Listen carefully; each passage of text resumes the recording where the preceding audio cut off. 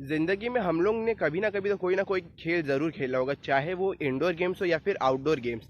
लेकिन सबसे मज़े का बात यह है कि हम लोग जो भी खेल खेलते हैं उसमें हम लोग इतना ज़्यादा खो जाते हैं कि हम लोग को बाहर की दुनिया से कोई भी टेंशन नहीं रहता। हम लोग को कुछ तब सूझता नहीं, जब हम लोग खेलते हैं तब हम लोग बस उस खेल में घुसे हुए रहते हैं। हम लोग के मन में ना तब कोई टेंशन रहता है, ना कोई डिप्रेशन। इसी तरह हम जो भी चीज़ हम लोग लाइफ में करते हैं, हम लोग उन सब चीज़ों से कुछ ना कुछ सीख सकते हैं। अगर आप खाली कभी बैठे हैं तो आप उसमें भी, अगर सीखने का मन हो ना, तो आप उसमें भी कुछ ना कुछ सीख सकते हैं। तो उसी तरह अगर मैं आपको बोलूं, तो जैसे हम लोग चेस खेलते हैं, तो चेस में हम लोग क्या क्या सीख सकते हैं। चेस में हम लोग सबसे पहले ये सीख सकते हैं कि अगर कहीं पर भी हम लोग को आगे बढ़ना है तो वहाँ पर हम लोग को सबसे पहले ज़रूरी है कॉपरेशन और यूनिटी। कॉपरेशन मतलब सबके साथ एक साथ काम करना, और यूनिटी का मतलब है कि सारे जो भी पीसेज हैं चेस में, उनका गोल एक ही है कि उनका जो कलर है उसको जिताना, चाहे वो वाइट हो या फिर ब्लैक।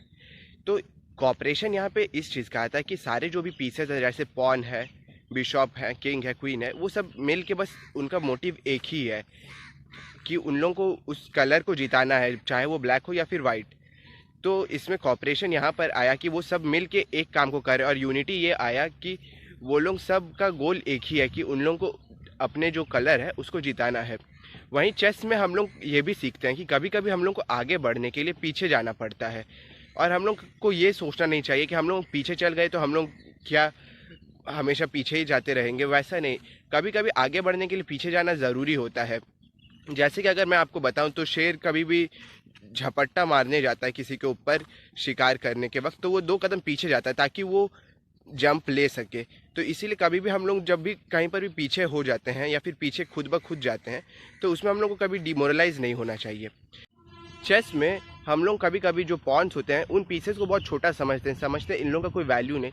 लेकिन असलियत में उन सब का भी इक्वली उतना ही वैल्यू है जितना बाकी पीसेस का।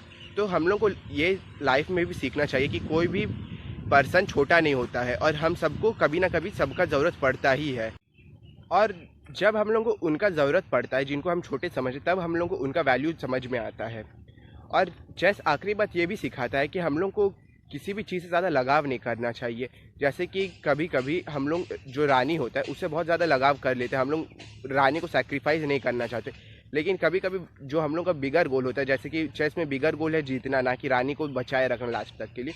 तो कभी कभी हम लोग को अपने बिगर गोल के लिए जो हम लोग का डिज़ायर है उसको सैक्रिफाइस करना पड़ता है। तो ये चीज़ें हम लोग चेस से सीखते हैं।